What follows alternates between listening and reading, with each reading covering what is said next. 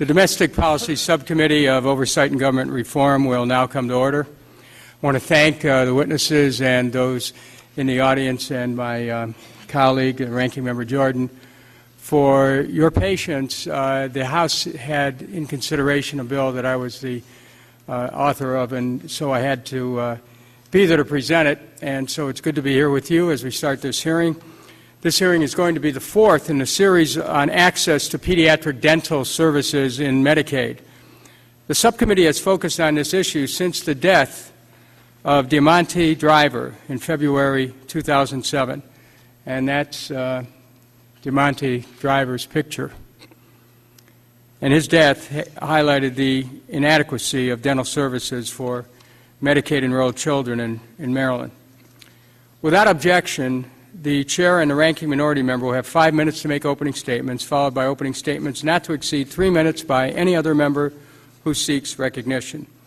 And without objection, members and witnesses may have 5 legislative days to submit a written statement or extraneous materials for the record. On February 25th, 2007, Deamonte driver, a 12-year-old boy from Prince George's County, Maryland, died from a brain infection caused by untreated tooth decay. Deamonte's tragic death could have been easily prevented by access to dental care he was entitled to and should have received through United Healthcare, Maryland's Medicaid dental provider. Unfortunately, that company failed to meet its obligation to provide beneficiaries with access to dental providers. So onerous were the administrative barriers United Healthcare had created, quote, "It took one mother, one lawyer, one online help supervisor, and 3 management professionals to make a dental appointment for one Medicaid child," unquote, according to testimony we received from Lori Norris, a legal advocate who worked with the driver family. In the 2.5 years since Deamonte's preventable death, this subcommittee has been conducting an inquiry into the adequacy of efforts on a state level to ensure access to pediatric dental services under Medicaid, as well as the actions that the Center for Medicaid and State Operations, CMS, to conduct oversight of state systems. At our first hearing on May 2007, we learned that Deamonte driver was not the only Maryland youth who wasn't receiving dental care to which he was entitled by Medicaid. In fact, our investigation of United Healthcare found that approximately 11,000 Maryland children in United Healthcare's Medicaid operation had not seen a dentist in at least 4 years. We found that United Healthcare provided information to Medicaid beneficiaries that was so inaccurate and outdated, it would have been virtually impossible to find a dental care provider. We also learned that CMS did virtually nothing to address the problems in poorly performing state systems. Dennis Smith, director of CMS at the time, argued that financial sanctions are the only tool CMS has to enforce compliance, and he was unwilling to hand down financial sanctions because he said the cost was ultimately borne by the patient. Simply put, this is not the case, and in a letter to Mr. Smith, the subcommittee outlined 9 actions that CMS could take that would serve to enforce the statutory responsibilities that states have to ensure that Medicaid-eligible children have access to dental services. Our second hearing focused on CMS's response to this letter and actions taken by them in the years since Deamonte driver's death to address the deficiencies in its oversight responsibilities. While they did take some action, their efforts unfortunately fell short of effecting any real change. In fact, the hearing revealed that most of the progress of the state of Maryland was made despite CMS, that the agency was not actively involved in the state's efforts and provided almost no guidance. Additionally, CMS continued to neglect the issue of provider reimbursement rates, despite hearing testimony about the importance of them to effecting system-wide reform. Astoundingly, Mr. Smith even acknowledged as such during our first hearing, but stubbornly continued to avoid the issue. Mr. Smith resigned from his post not long after our second hearing. After that, things began to change. A GAO report, the first of its kind since 2000, revealed that millions of Medicaid-enrolled children suffer from tooth decay, almost one-third of the total Medicaid population. Medicaid children are roughly twice as likely as privately insured children to suffer from tooth decay. Moreover, this pattern has persisted for years. Very little has been done to improve access to and utilization of dental services. In a sense, the problem of tooth decay is getting worse because the rate of decay in the teeth of children aged 2 through 5 has increased in recent years. Now, our third hearing on the issue demonstrated that improvement is possible. Under new leadership and continued congressional scrutiny, CMS began to turn a corner. The interim director of the Center for Medicaid and State Operations outlined a number of actions that they had taken to engage states actively in reform as well as to improve their own oversight functions. They conducted 17 reviews of state systems with utilization rates below 30% and provided each state with its own report and recommendations, worked with states to develop oral health schedules that met federal guidelines, and formed an oral health technical advisory group with state Medicaid directors. We also learned that the state of Maryland, where this whole journey began, continued making considerable progress. The Dental Action Committee that they formed developed 7 recommendations to improve access to dental care for Maryland's children. 2 ended up in a budget submitted by Martin O'Malley, the governor of Maryland, and another was passed by the state legislature. Today, GAO will share the findings of their most recent report, commissioned at the request of myself and Mr. Cummings, on the adequacy of pediatric dental oversight at the state and federal level. And I'm thankful to GAO for their hard work and dedication in studying this problem. We'll also hear for the first time from the new Director of Center and Medicaid State Operations. I'm looking forward to their report on the progress they've made and how they plan to use that momentum to address the gaps that remain as identified in the GAO report. Additionally, we're going to hear from state Medicaid officials and researchers who have studied and implemented successful initiatives to increase access to and utilization of dental services as well as to improve provider participation. I believe and hope that CMS has turned a corner in their oversight of pediatric dental services since the death of Deamonte Driver. But the magnitude of the underlying problem is great. And even today, there are millions of children, just like Deamonte, entitled to dental care, but not receiving it. The urgent job of everyone here today is to move quickly to prevent another one of them from dying from preventable dental disease. And finally, I just want to share with my colleagues, people ask me when Deamonte's death was first announced, why are you so interested? It's just one person out of 300 million. These things happen. I remember growing up in the inner city. I was the oldest of 7. My parents never owned a home. We lived in 21 different places by the time I was 17, including a couple cars. And one of the things we didn't have was dental care. I can remember chewing on gumballs and having them just break off and my teeth breaking off into the gumballs. And I can remember having dental problems that didn't get treated for a long, long time. And I don't want to get too graphic about it, but for those who have experienced being a child without access to dental care, you know what a nightmare it can be. And so, Deamonte Driver, that's me. That's me as a young boy.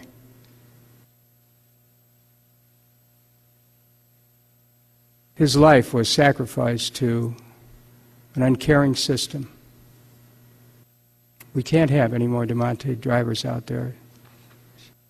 Look at his face. He's really asking us what we're going to do about this. Are we going to take the stand to make sure that the children of America get the dental services that they're entitled to? That's really the challenge we have. And I will not rest. And I know there are colleagues like Mr. Cummings and Mr. Jordan who have very powerful feelings about this as well. But I will not rest until we have caused the death of Deamonte Driver to be a driver of a new day in delivering dental services to the children of this country, and particularly those who are served by Medicaid. So I want to thank you for your indulgence, Mr. Jordan. And with that, I yield to the ranking member of this committee, Mr. Jordan, for what time he may desire for his opening statement. Thank the chairman and for his work and for his work on calling this this hearing as well. and for continuing to highlight the important issue of access to dental care for children. I look forward to hearing from our witnesses about what has been done to enhance pediatric dental services and improve access since these issues were first looked at by the subcommittee following the tragic death of Deamonte driver in 2007. Barriers to care, including low reimbursement rates for dentists, lack of understanding of the importance of our oral health, and excessive administrative burdens for patients and providers all contribute to the problem. According to the report that GAO released today, state Medicaid programs have taken steps toward improving access, but gaps remain that must be addressed. Likewise, CMS has worked to improve its oversight of pediatric dental issues in Medicaid, but more progress is certainly necessary. In 2008, GAO estimated that 1 in 3 children on Medicaid had untreated tooth decay. I hope our witnesses today will tell us what is being done to fill these gaps and treat these children. Unfortunately, the issue of access to care is not unique to pediatric dentistry for Medicaid enrollees, but a problem across the health care spectrum. The problems of access to care are prevalent in our existing government-run programs, including Medicaid, Medicare, and S-CHIP. Low reimbursement rates set at the state level for Medicaid and the national level for Medicare lead to a low participation of providers in these programs. In this respect, the terrible story of Mr. Driver can prove to be a lesson as we move through health care reform and evaluate the different options for ensuring a healthier America. With that, Mr. Chairman, I give back the balance of my time. Thank you.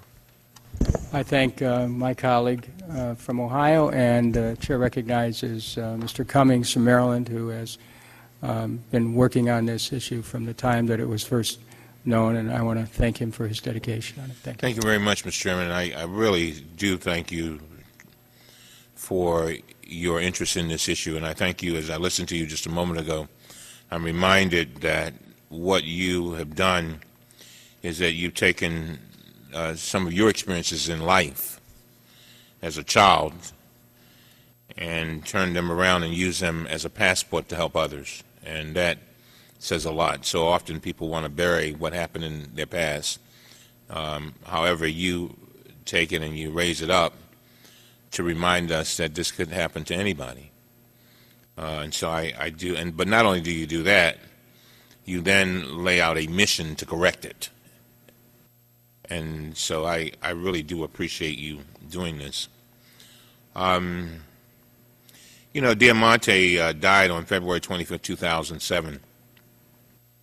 And I know that Chairman's already talked about it, but I think about it every day, just about, when I think about an untreated tooth and an infection spreading to a child's brain. $80 worth of dental care might have saved his life, but Deamonte was poor and he never made it to the dental chair. Mr. Chairman, as you recall, we first held a hearing on this topic in my request back on May 2, 2007, in an effort to identify the critical breakdowns in our Medicaid system's provision of dental care to children. As our dental health professionals here today know, oral health is an often overlooked but vital component of health care. Preventive dental care, especially for our children, is a fundamental need for their healthy development into adulthood. In fact, tooth decay is the most common childhood disease. It is 5 times as common as asthma and 7 times as common as hay fever. This has the most detrimental impact on low-income communities. 80% of cavities occur in only 25% of children, predominantly low-income children. And low-income children suffer twice as much from tooth decay as do more affluent children. Millions of school hours are lost each year to dental-related illness. Poor children suffer nearly 12 times more restricted activity days than children from more affluent families due to dental-related illness. Our previous hearings on this matter revealed woeful failures of the Centers for Medicaid and Medicare Services and its state partners to comply with Section 1905R3 of the Social Security Act, which ensures that every Medicaid-eligible child will have access to medically necessary dental care under the Early Periodic Screening, Diagnostic and Treatment, or EPSTD provision. We found that Medicaid fell glaringly short of meeting this mandate and was given directives to address these disparities. I'm eager to hear today about efforts that they've partaken in to address the disparities. Since Deamonte's death, my home state of Maryland has resolved to do everything possible to prevent such an avoidable tragic loss, and we have made significant gains to improve children's access to dental care. In just 2 years, Mr. Chairman, 41,000 more children in Maryland received a Medicaid-funded dental service than those who received such a service in 2007. In 2009 alone, Maryland is making an overall $81.5 million investment in Medicaid dental services statewide. Governor Martin O'Malley, to his credit, also convened a dental action committee which developed 7 recommendations to better serve our children, including raising reimbursement rates for dental services, initiating a single statewide vendor for dental services, spending $2 million per year to enhance the dental health infrastructure, providing dental screenings for children, creating a new dental hygienist position, improving education for dental students, and crafting a public education campaign on oral health. The governor included the first 3 items in his 2000 budget, and he is currently working with a dental action committee to implement the others. Similarly, the United Health Group has stepped up to the plate to do its part. It invested $170,000 for a program at the University of Maryland Dental School to improve children's access to dental care in Baltimore City, including more than $30,000 to hire a pediatric dentistry case manager, more than $60,000 to hire a pediatric dentistry fellow, $30,000 to establish a mini pediatric dentistry clinic, and $15,000 to provide continuing education to pediatric and family practice residents. As I close, the company is now working to develop a similar partnership with Howard University that will reach across the Maryland border to Deamonte's home county, Prince George's. All of these actions are commendable. However, they are being implemented solely on a state level. In order for us to see monumental gains, changes must be made nationwide. We have been anticipating a review of CMS's efforts since our last hearing to learn what has been accomplished at the federal level. We were sorely disappointed regarding the lack of demonstrable effort between our first and second hearings, so GAO's report has been eagerly awaited. I'm hopeful that we are turning the page to a new day, and with the leadership of Ms. Cindy Mann, CMS will work to create innovative reforms to address the concerns raised in the GAO report, and these reforms will incorporate the effective and efficient programs that are already working on the state level. Mr. Chairman, a child died because of our failure as adults.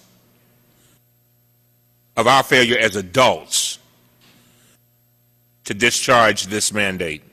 For Deamonte Driver and for every child and adult like him, we must proceed with a sense of great urgency and with an unfailing determination to see our efforts to completion. It is their turn. It is their turn to grow up. It is their turn to be healthy children. It is their turn to deliver and develop the gifts that they've been given to deliver to us. But if they are not healthy, and if their teeth are rotting, and if we're not doing anything about it, shame on us. Thank you very much, Mr. Chairman, and with that, I yield back.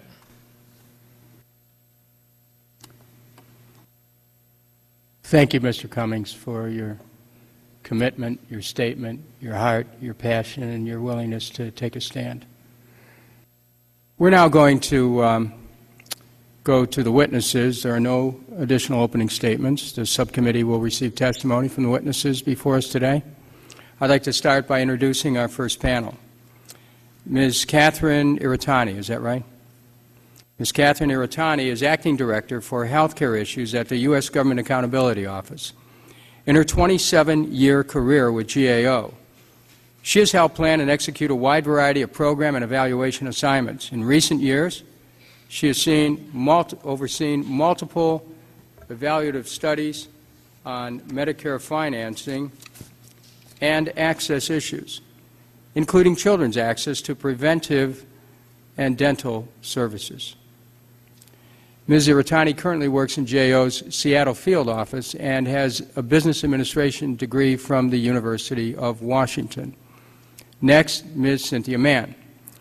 Ms. Mann was appointed Director of the Center for Medicaid and State Operations, CMSO, in June 2009. where she is responsible for the development and implementation of national policies governing Medicaid, the State Children's Health Insurance Program, Survey and Certification, Medicaid Integrity Program, and the Clinical Laboratories Improvement Amendments. CMSO, the Center for Medicaid and State Operations, also serves as the focal point for all CMS interactions with states and local governments. Prior to her return to CMS in 2009, Ms. Mann served as a research professor at Georgetown University Health Policy Institute and the executive director of the Center for Children and Families at the Institute. Her work at Georgetown focused on health coverage, financing, and access issues affecting low-income populations. Previously, she served as director of the Family and Children's Health Programs at CMSO from 1999 to 2001, where she played a key role in implementing Medicaid and the SCHIP program.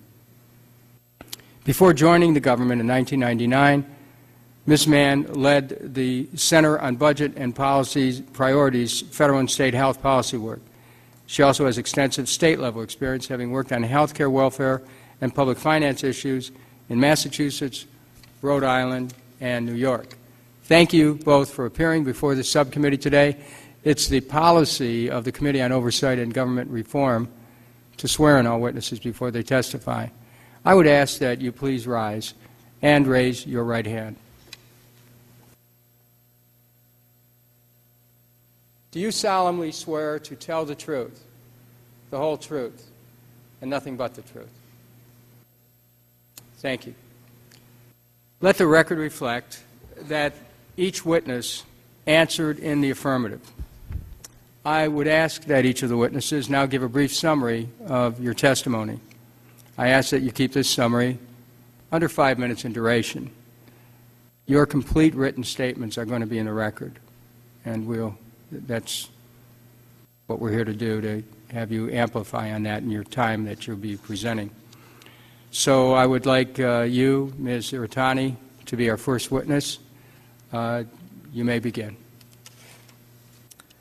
Mr. Chairman, Ranking Member Jordan, and members of the subcommittee, I'm pleased to be here to discuss children's access to Medicaid dental services, a long-standing concern. As you noted in your opening remarks, an estimated 1 of every 3 children in Medicaid has untreated tooth decay. 1 in 9 have it in 3 or more teeth. This is about twice the rate experienced by privately insured children and translates to millions of Medicaid children in need of dental care. In too many cases, this need is urgent. My statement is based on GAO's report that you are releasing today. This report summarizes, at a national level, efforts of states and CMS to improve Medicaid dental services for children. In summary, we found that state Medicaid programs and CMS have taken a number of actions to monitor and improve children's access to dental services, but problems with access persist, and gaps in CMS oversight remain. First, let me share highlights of states' actions from our web-based survey of state Medicaid programs. All states reported monitoring children's access to dental services, and nearly all states had implemented 1 or more initiatives to improve access through actions to reach out to families, such as establishing hotlines to help them find a dentist, and initiatives such as raising reimbursement rates to encourage more dentists to serve Medicaid children. Nonetheless, states reported multiple barriers to improving access. These barriers are well known and long-standing, for example, for families finding a dentist to treat their children. For providers, concerns remain about families missing their appointments, low reimbursement rates, and administrative burdens. These barriers persist despite states' actions to address them.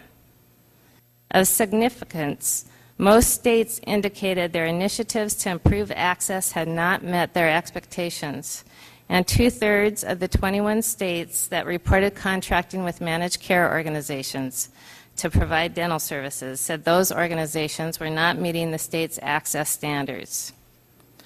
The bottom line, children's access to Medicaid dental services has been improving, but remains low. States report that only about 35% of Medicaid children nationally received any dental service in 2007, as compared to HHS's goal of 66% of low-income children receiving a preventive dental service by 2010. Now let's turn to actions of CMS. CMS has improved its oversight of states' programs in several ways, but more can be done. 2 observations. First, CMS has focused dental reviews of 17 states with low dental access rates, identified significant problems, including concerns in 8 states that managed care organizations had inadequate numbers of dentists in their networks. CMS did not, though, require corrective action plans of states or have plans to review other states with low dental access rates.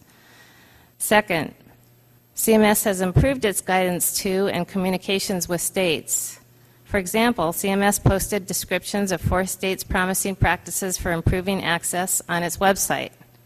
But nearly every state, 49 in all, reported to us that they need more from CMS. States reported, for example, that they need specific guidance in areas such as establishing appropriate dental payment rates and improving billing policies. Notably, when we asked states how CMS could help them, most states answered that CMS should provide more information on what was working in other states. 26 states reported to us that they believed their state had one or more best practice for delivering dental services that could be shared with others. In conclusion, CMS and states have taken noteworthy steps to improve children's access to Medicaid dental services.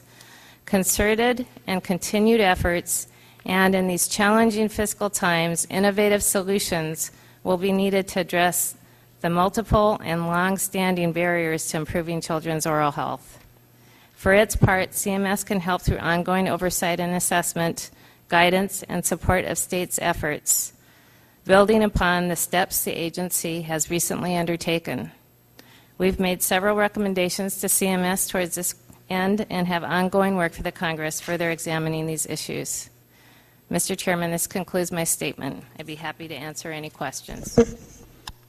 I thank the gentlelady. The chair recognizes Ms. Mann. You may proceed. Good afternoon, Chairman Kucinich, Ranking Member Jordan, and members of the subcommittee. I, too, appreciate the opportunity to be with you today to talk about how children are faring receiving needed dental services under the Medicaid program. And I want to begin by commending you, Mr. Chairman, for your sustained interest in this area. I have been the director for the Centers for Medicaid and State Operation for a little less than 4 months, and I've not been a witness to the prior hearings. However, in my position at Georgetown University, I closely followed the proceedings. And now that I'm director of CMSO and have taken stock of what we've done in the past period of time, it is clear to me that the activity that has happened was triggered in large part by the activity of this committee and by your interest in this area, and that you have been able to plant the seeds for a renewed commitment on this very important matter. While I'm new to CMS, I'm not new to this issue. As you noted in your introduction of me, I've worked on children's access issues for many years, and I would note that in my 18 months at CMS in 1999 and 2001, I helped author the letter that was issued in January 2001, which you referred to in your first hearing, which called for every state to conduct a dental access review. Since that time, many states have made progress narrowing dental access gap for children, but as the GAO correctly points out, significant gaps remain. We know from the research that there's an inextricable link between oral health and overall health, and that every child needs dental care, preventive care, and treatment when appropriate. Sadly, our country's record in assuring our kids have the dental care they need, both in private coverage as well as in public coverage, is not good, and the record is particularly poor for low-income children. I can assure you, Mr. Chairman and members of the committee, that Secretary Sebelius and I share a firm belief that we have a responsibility to do much more to assure that every child enrolled in Medicaid receives the dental care they need. The data show that about 36% of all Medicaid-eligible children used dental services over a year's period of time. With that data, there can be little doubt that improvements are necessary. States administer the program, they enroll the providers, they set the provider rates, but CMS plays a critical role, and we are intent on using all of the tools available to us to ensure that every child covered by Medicaid is as healthy as he or she can be. My written testimony lists a number of actions that CMS has taken over the past period of time since the last hearing. I'm just going to review a few of those activities. In policymaking activity, we are now actively involved in providing guidance in the area of children's health insurance coverage and the new CHIPR provisions that expanded dental benefits for children in a number of different ways. In fact, today we released our guidance to states on the new CHIP dental health benefit and the supplemental insurance option that's now available to states to provide dental coverage to children who have other sources of care. CHIPR also included several other provisions that we're working on. One was a provision that required the Secretary to publish the names of the dentists serving children in the Medicaid program in every state around the country, Medicaid and the CHIP program. We launched that website on August 4th and have those dental providers listed at this point. That website, I will say, is a work in progress. We think that there's a number of improvements that we want to continue to make.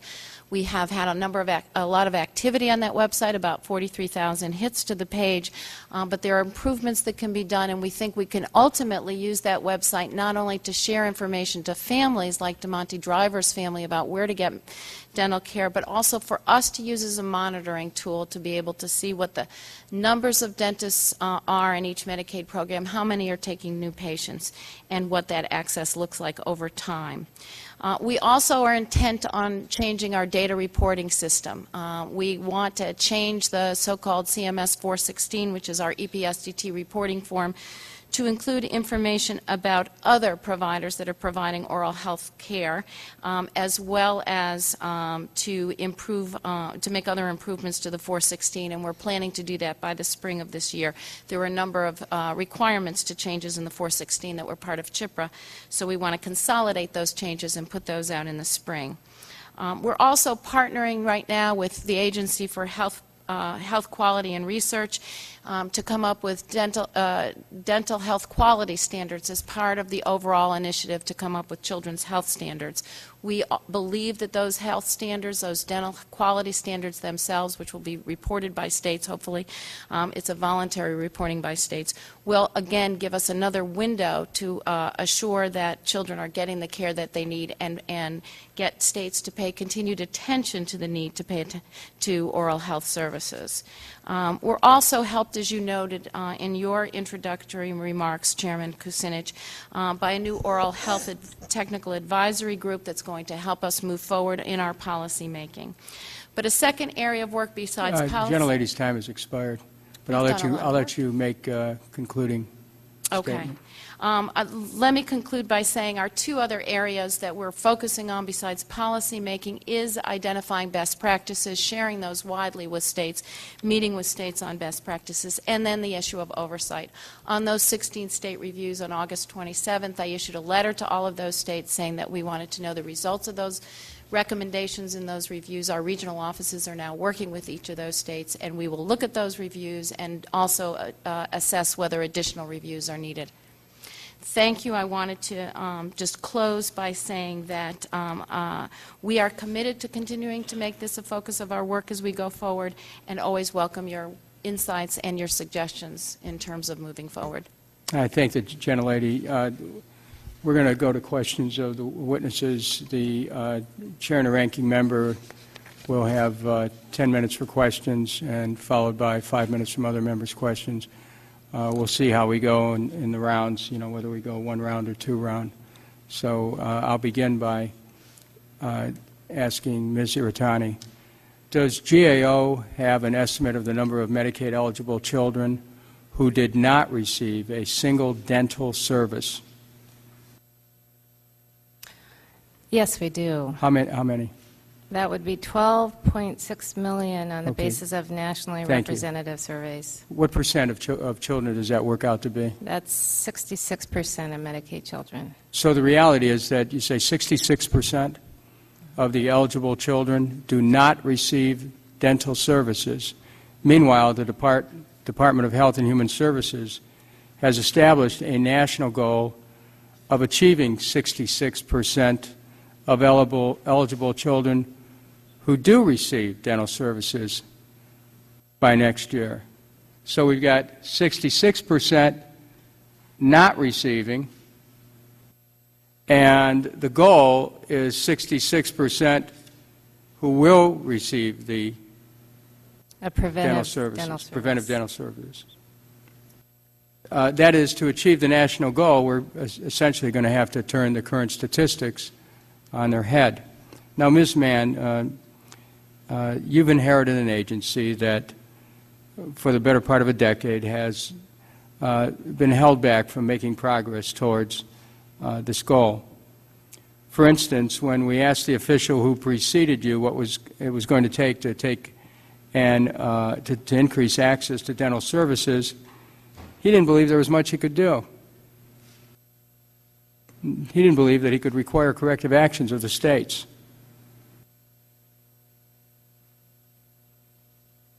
What do you believe?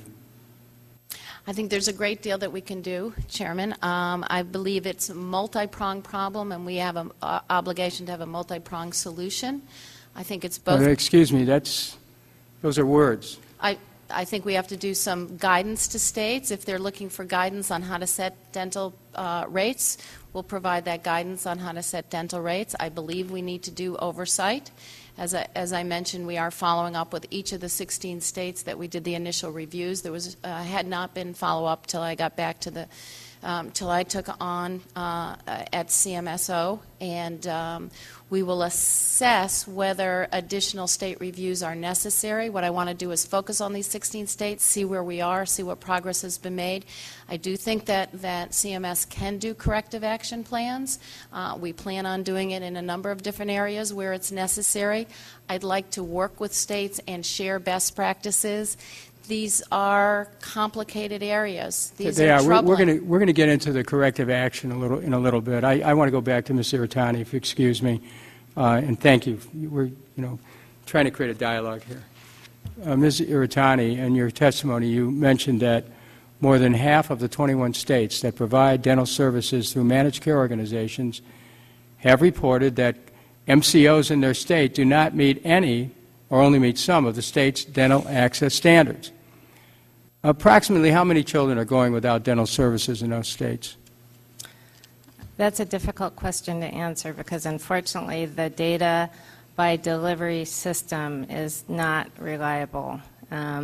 So the 416 that captures the data on access by delivery system, we have found does not break out managed care versus fee-for-service for access, and those states do not have managed care throughout. Okay, if we're looking at achieving a goal, then, but we need to really have some quantitative assessment of where we start. Do you have any guess at all? Do you have a best guess of what that number would be?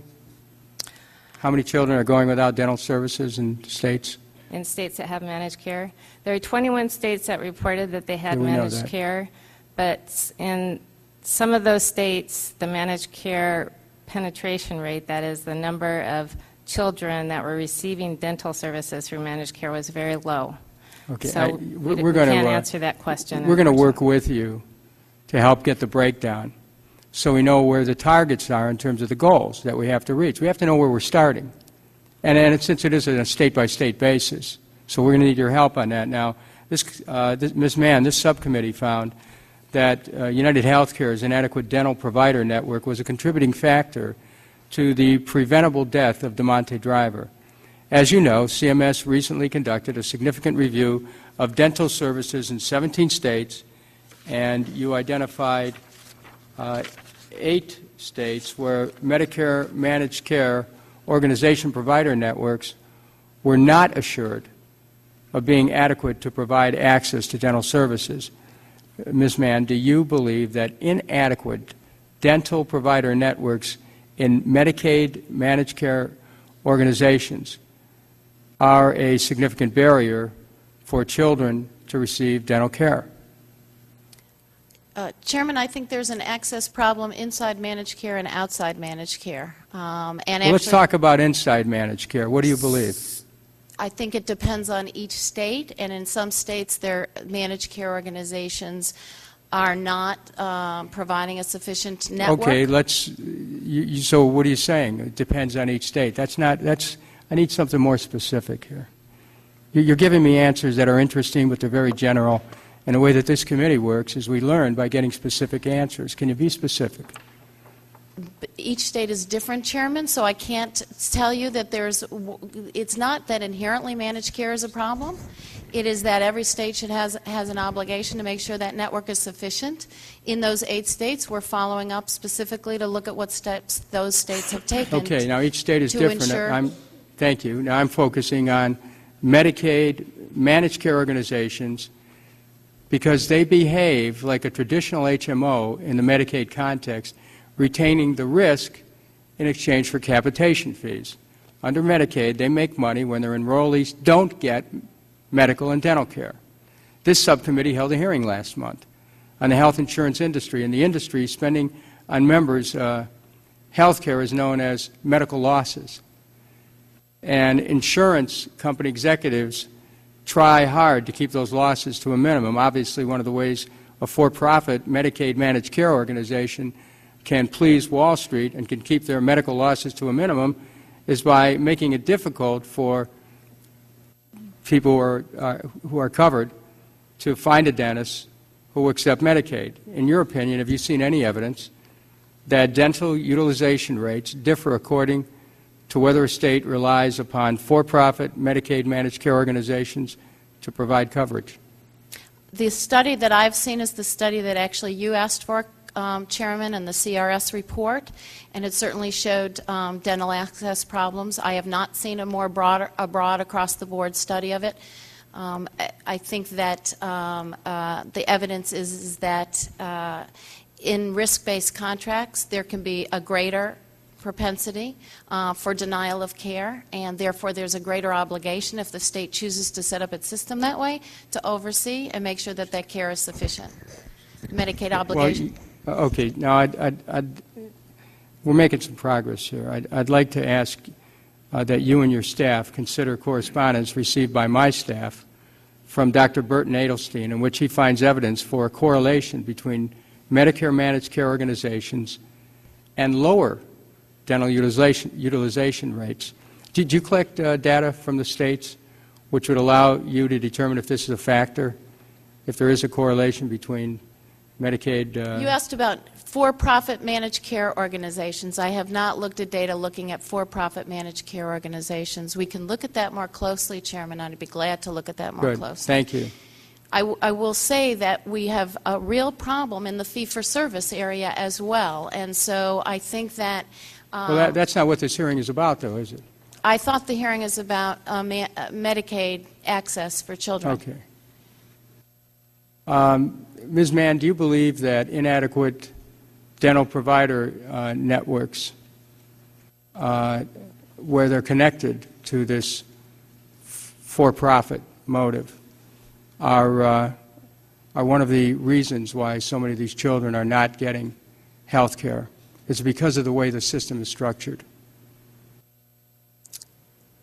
I think that Medicaid managed care organizations can make it worse or can make it better depending upon what the financing looks like, what the incentives are, and what the oversight is.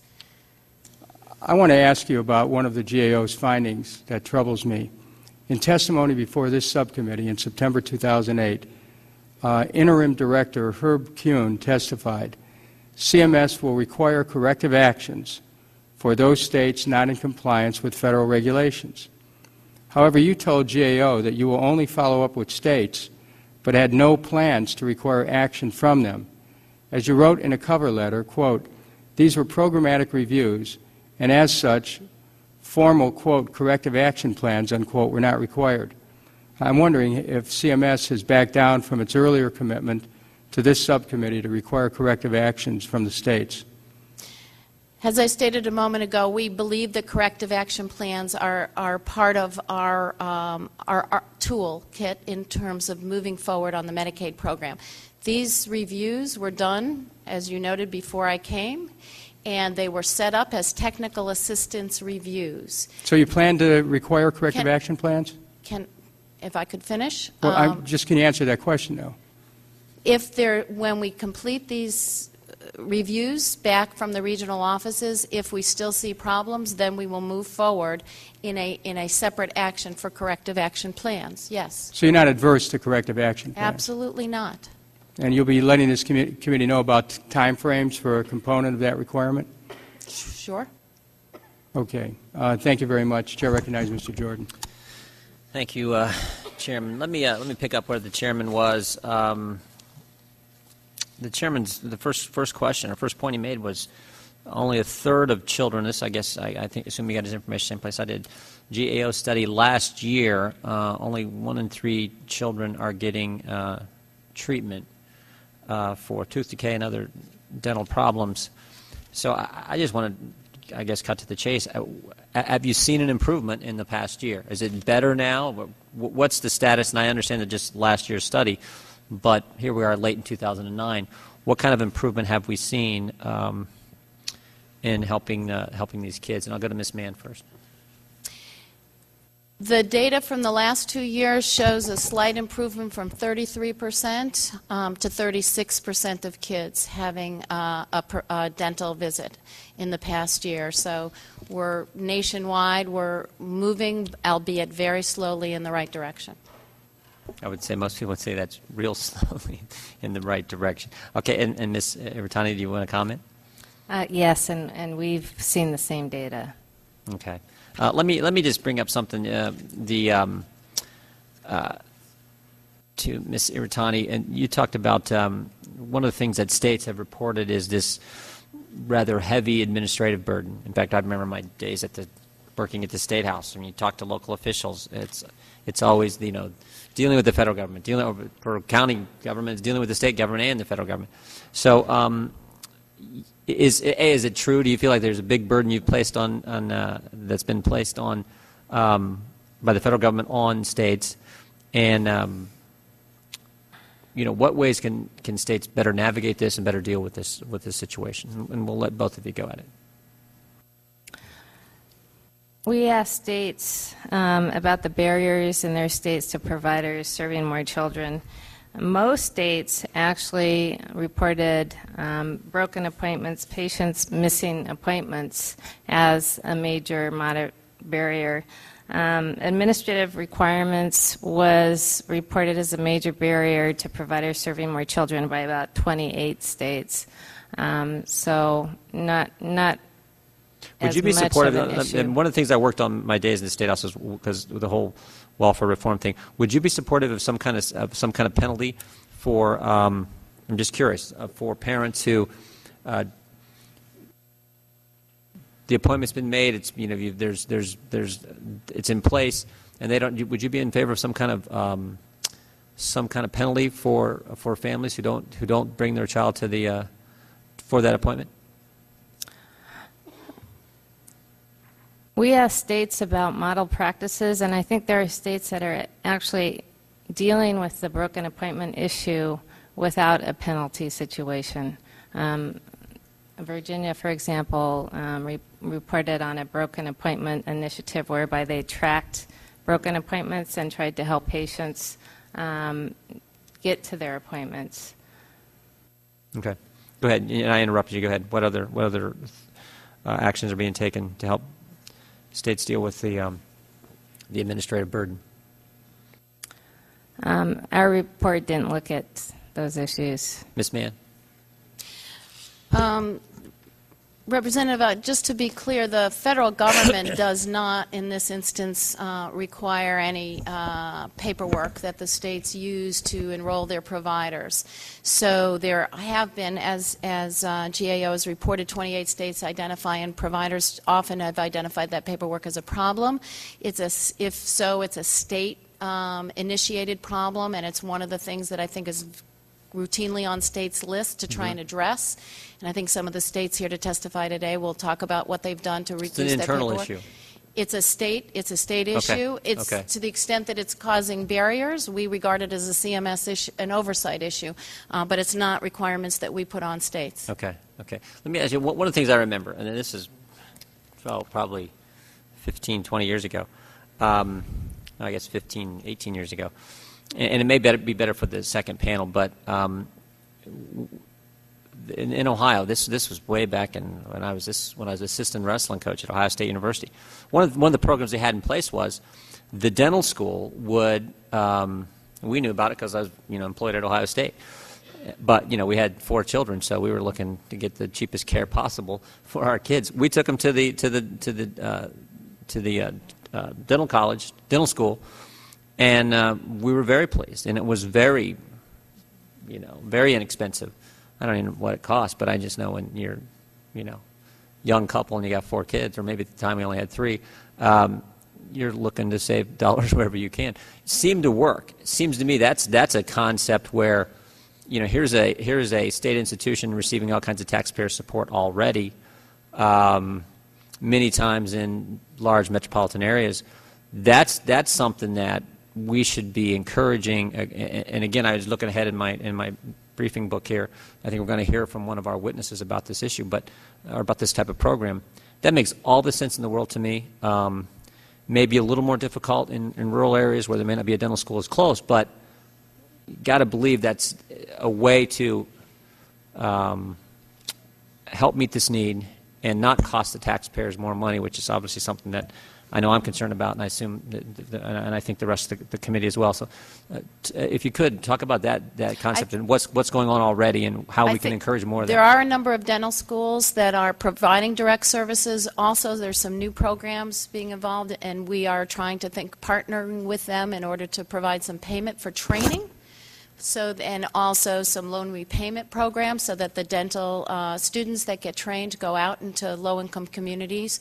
There's also county health departments that are providing dental health services, and a lot of federally qualified health centers. So I think looking at all of those avenues to build our workforce in terms of oral health providers is right. I was just talking to a state legislator yesterday from Kansas. They don't have a dental school in Kansas. So that's why each state you need to think about the landscape and what can work. But I think the dental schools can be very critical. Do either of you know how many states are implementing such an approach right now? With one of their dental schools, or maybe their single dental school? I don't know, but we can find that out and get that information to you. It's like, look, if that's working, and many states have dental schools. Sure. It's certainly something we should be doing, and again, not reinventing the wheel. We're always talking about the reimbursement rate and what provide. This is dental students. They need patients to learn their craft on. So it makes sense to me. Ms. Irtani, did you want to comment? Do you have any idea? I think that there are many states that have innovative practices such as that, and we recommended to CMS that they develop more ways to share. Okay. Mr. Chairman, I'll yield back to balance my time.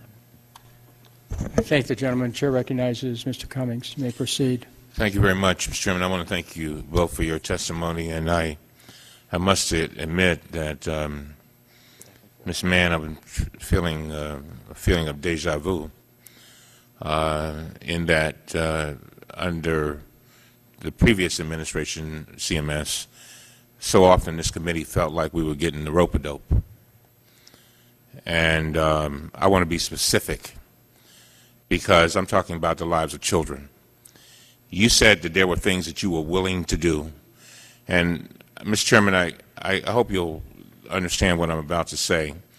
I want to make sure that Ms. Mann is held accountable, and I want specific commitments for these children.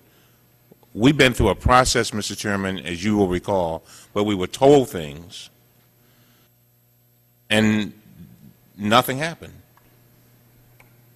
Now, either we're going to get some specifics as to what is going to happen and address these children's needs as the urgency of now, to borrow President Obama's words, because it is the urgency of now, when only 1/3 of our children are getting what they need so that they can grow up and be able to sit at a table like that, to be able to go to school without pain, to be able to live a healthy life, or we need to do something different. We need to be specific. Ms. Iritani, you said here that CMS agreed to 3 of the 4 recommendations, is that right? And partly the 4th, is that correct? That's correct. And which ones did they partly agree to? They agreed in part with our recommendation to conduct reviews in all states with low dental access rates. They indicated that they would consider conducting additional reviews in the context of other programmatic reviews. All right, Ms. Mann, you said that there were things that you all were going to do.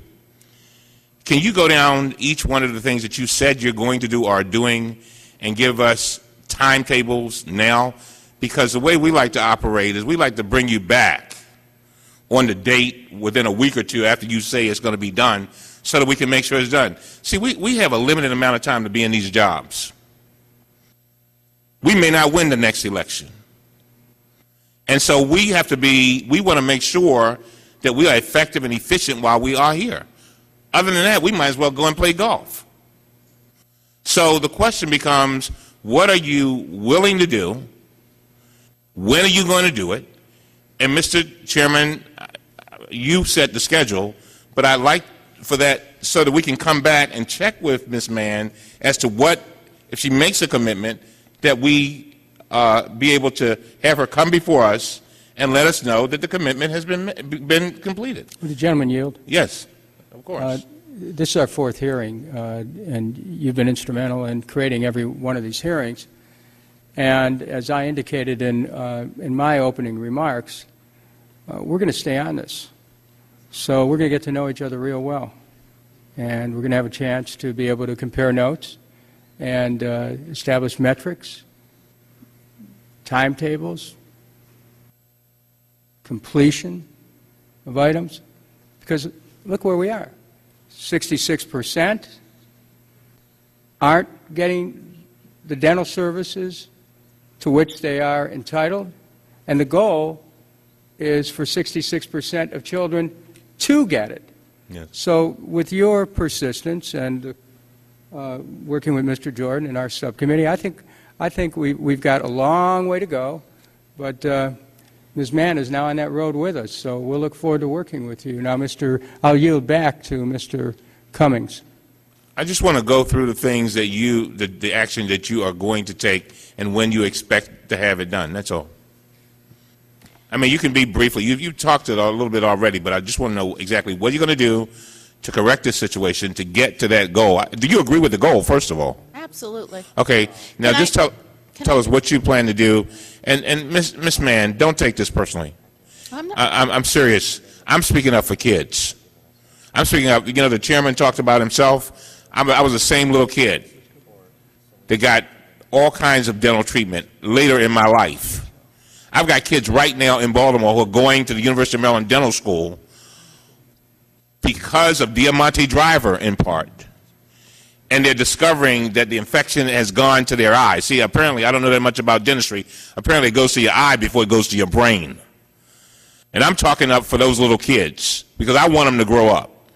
So that's why I'm kind of pushing hard on this, because I don't want us to be making these same arguments a year from now, or 2 years from now, and then some kid who only has, by the way, a limited amount of time to be a child. I don't want to be in a situation where that child is either harmed because we did not do what we could have done. I want every child. I think it was Maslow that says we must be what we can be. And I want every child to be what he or she can be. So you can go ahead and tell us when you're going to do, what you're going to do, and then I'm sure the chairman will deal with scheduling hearings appropriately so that we can measure our progress. There are a number of actions already underway. As I noted, on August 22nd, the 27th, I wrote to each of the states in the 16 states that had reviews. The regional offices are currently engaged with those states. I can commit to you that in 30 days we can tell you a response from those follow-up reviews from the regional offices and let you know where we stand on each of those reviews. We have a listening session on EPSDT and where we should go on EPSDT, which is, as you know, the Children's Benefit Package and Medicaid, scheduled for October 16th. That's the first. We plan to have a few in that series to help guide us on what are the most important actions we can take going forward. I'm happy to commit to you that a week after that October 16th listening session to let you know exactly what the recommendations were going forward. We plan to do dental reviews in each of the states that are at the top of the list to identify, as the GAO has recommended, what those best practices are. And I can commit to you to provide you that information in the next I have to figure out exactly when we can do those reviews, but I can follow up and give you an exact date as to when we can do those and when we can provide. Can you give me an outside date? I mean, sure, I would say by December. We have committed to do the change in the 416 report by the spring of this year. We have a number of changes that we've already developed. And then there's new legislation in CHIPRA that we want to incorporate in those changes, and we want to do some consultation with experts. So we're having that consultation. That's part of the listening session that's scheduled for October 16th. We're doing that consultation this fall. We're going to be doing those changes this spring in the 416, which is to improve some of the data collection issues so that we can give you the numbers that you're looking for, so that we can have a better idea and a more accurate idea, whether it's in managed care or fee-for-service, how many kids are or aren't getting the services that they need. I see my time has expired. Thank you, Mr. Chairman.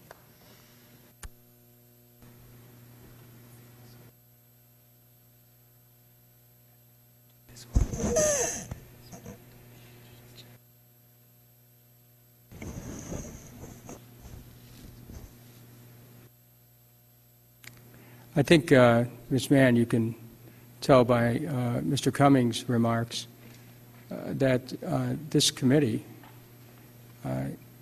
needs your cooperation, and that we are not going to stand by and watch any more little kids dying. I just, and don't take this personally, but it's your job now. It's your responsibility.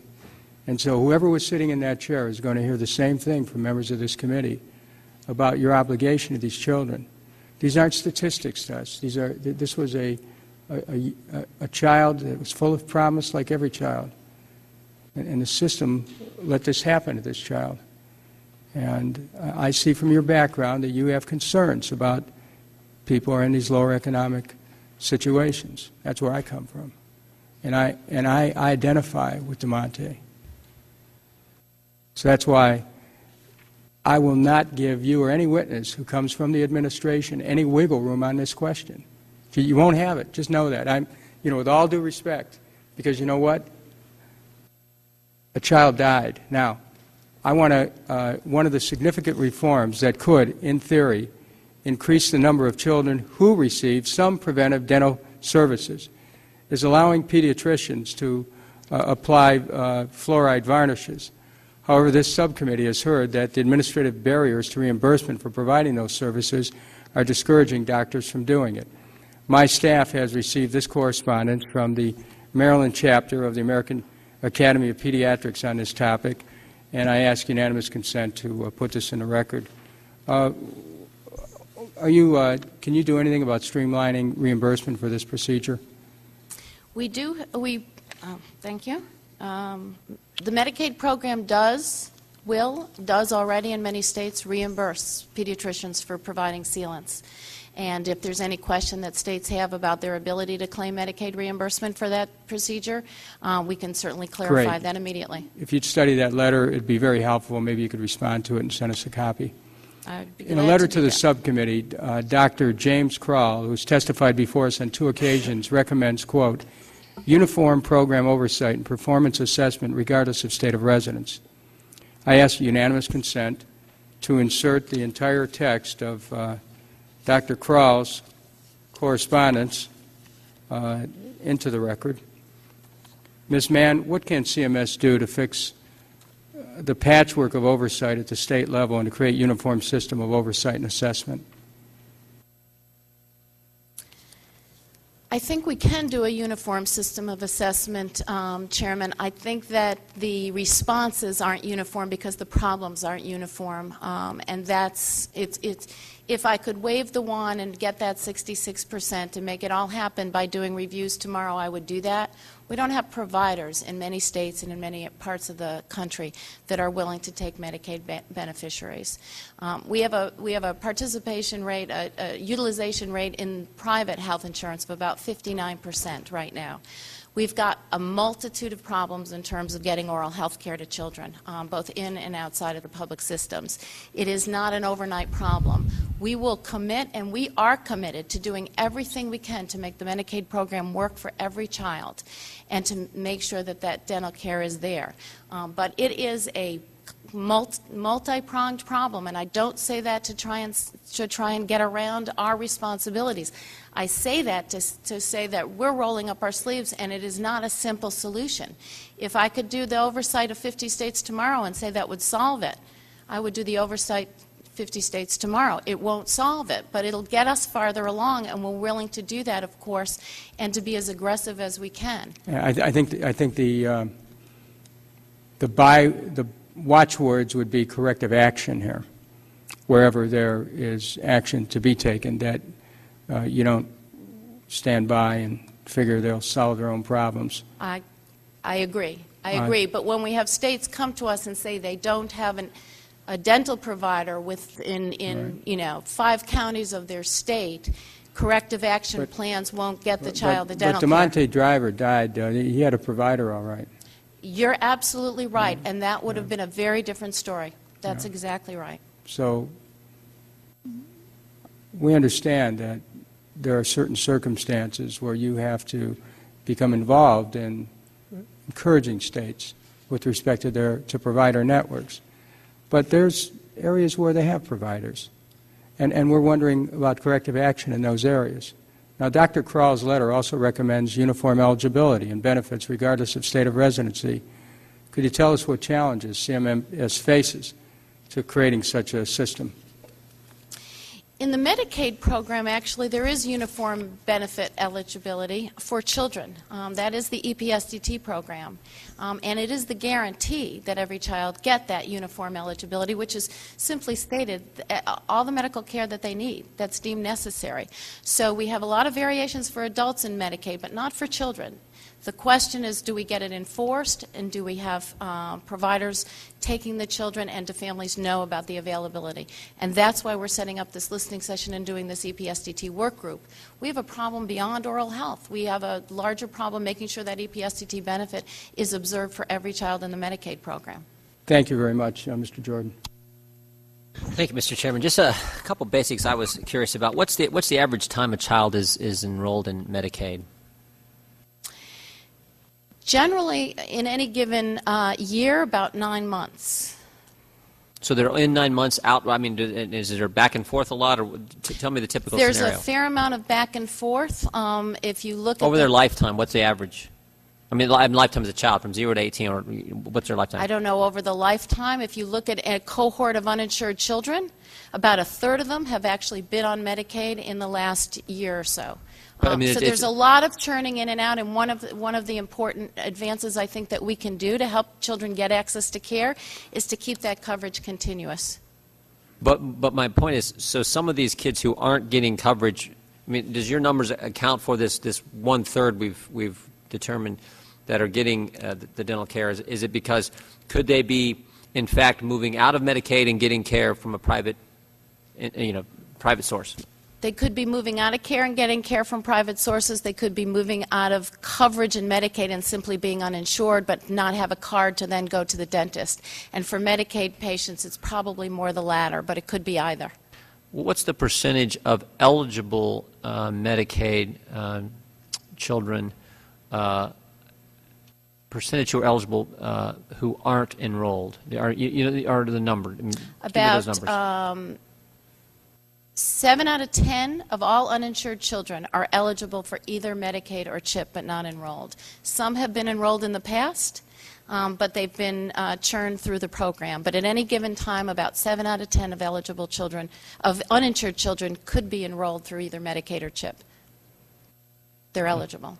Okay. So that's why enrollment and continuous enrollment is a very important piece of the quality puzzle. Okay. Thank you, Mr. Chairman. I thank the gentleman. Chair recognizes Mr. Cummings. Yeah, Mr. Mann, the Government Accountability Office reported in September 2008 that the extent of dental disease in children had not decreased between 1994 and 2005, and that millions of kids were estimated to have untreated tooth decay. Information from that report showed that about 1 in 3 children ages 2 through 18